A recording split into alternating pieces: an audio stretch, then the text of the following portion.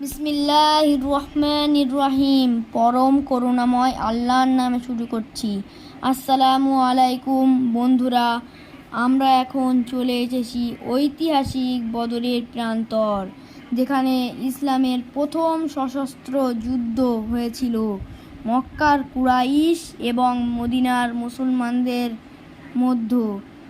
এই যুদ্ধের পর মুসলিমরা আরও বেশি শক্তিশালী হয়ে গিয়েছিল। এই যুদ্ধে শত শত ফেরেশতা নাজিল হয়েছিল এবং এই যুদ্ধেই আবু জেহেল মৃত্যুবরণ করেছিল।